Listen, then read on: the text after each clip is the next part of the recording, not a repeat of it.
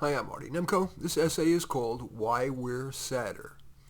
A 2024 Gallup poll found that for the first time since that poll began in 2012, the U.S. has dropped out of the 20 happiest countries. That trend is especially apparent among younger people. According to a 2023 Gallup poll, the percent of Americans diagnosed with depression in their lifetime hit an all-time high, 29%. That's up from just 19% in 2015.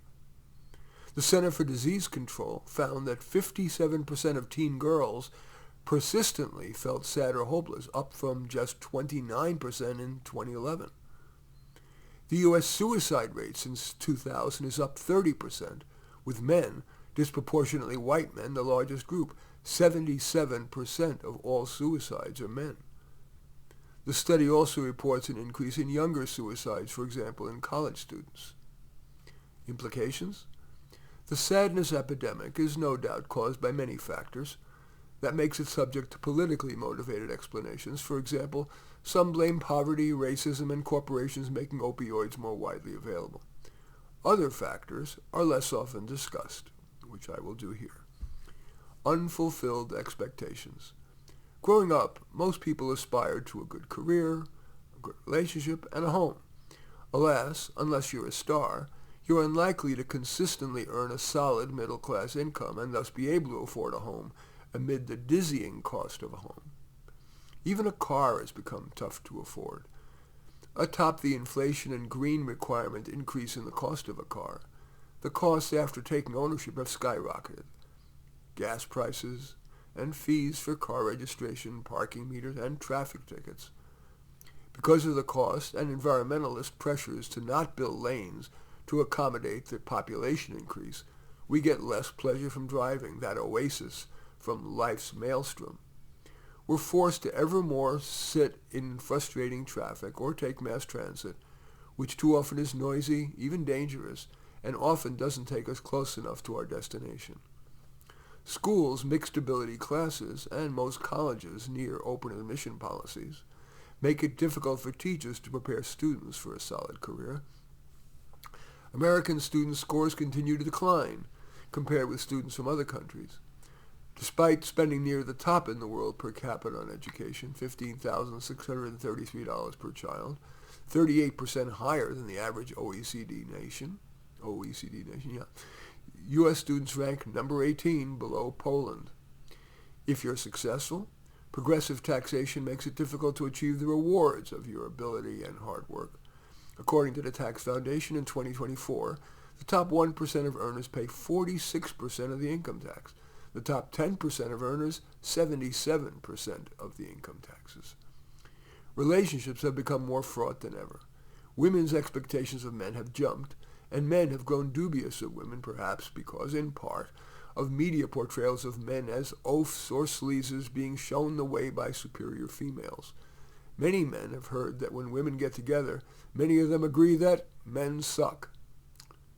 Tainting of accomplishment. Heretofore, achievement, including the pecuniary, that is financial, was honored. Now, unless you're a BIPOC, your success is often tainted as privilege, with demands to surrender your privilege. Reassuring societal bulwarks no longer reassure. We less often count on merit trumping other factors. That's particularly visible in the life and death medical school reverse discrimination admission policies, and in discordant with reality portrayals of different demographic groups in TV shows, movies, and commercials. For example, for at least a decade now, when I see a black character on screen, I'm confident it'll be a positive character. By the way, every assertion that I've made here that implies that there was a study or a statistic, in the text version of this, which will be on Medium, I'll have the link there, has the link to the study. Religion used to be a source of comfort, but it is relentlessly ridiculed by society's mind molders, the colleges, and the media. So not surprising, the Pew Center for the Study of Religion shows a stark drop in religiosity, especially among whites.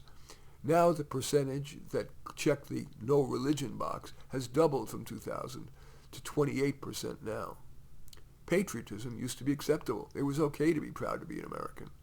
Now, patriotism is increasingly portrayed as a domain of idiots, often literally wrapped in flags, for example, MAGA Trumpers. Individual initiative was widely praised, but today's core meme is redistribute toward equality. We, not me, together. There's no I in team. Plus the media endlessly pushing for more unionization, where everybody gets paid the same, independent of merit. Valorizing individual initiative meant that while luck mattered, much remained under our control.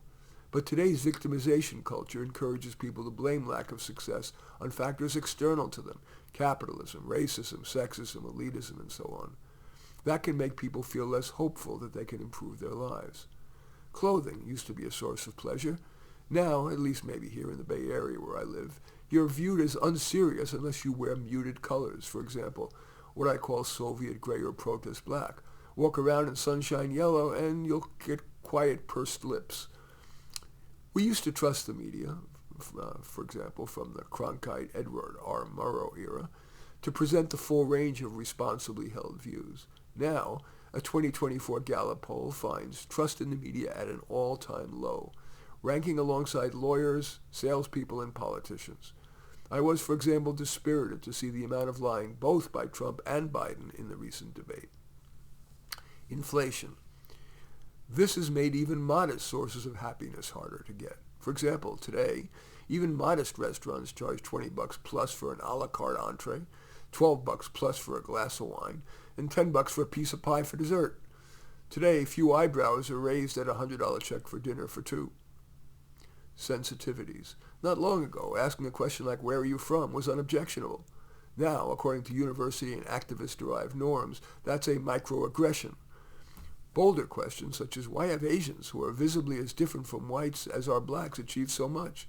Why are blacks worldwide near the bottom of the socioeconomic ladder? And those kind of questions are at risk of an epithet such as racist. So people are ever more on their guard, and that doesn't boost a person's sense of well-being. Excessive disclosure. People are encouraged to tell friends their woes, to seek counseling, and so on. Alas, that can sometimes just keep problems top of mind, making us sadder. Most persistent problems don't have ready answers. For example, mindfulness or CBT's right thinking is unlikely to quell our fears of inferiority. Marijuana.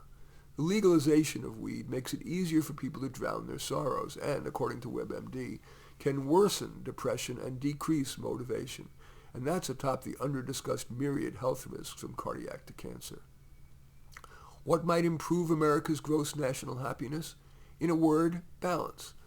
Balance, veneration of individual accomplishment with communitarianism. Balance, based on merit, the treatment of people of all demographic groups. Balance, materialism with appreciation of the simple pleasures. Conversation, peaceful music, a walk. In any event, that essay is called Why We're Sadder and What We Can Do About It. As usual, I thank you for watching. I welcome your thumbs up and accept your thumbs down. I always look forward to your comments, and especially like it if you hit the share button below. Share on your social media so that my efforts can have broader impact. And I am flattered if you choose to subscribe to my channel. And certainly would welcome you taking a look at any of my 34 books. Probably the one most relevant to this is A Dose of Reality, but all 34 are on Amazon. Just go there, search on my name, Marty Nemko, Nemko, and you will find more than you can stomach. In any event, I do thank you for watching. I am Marty Nemko.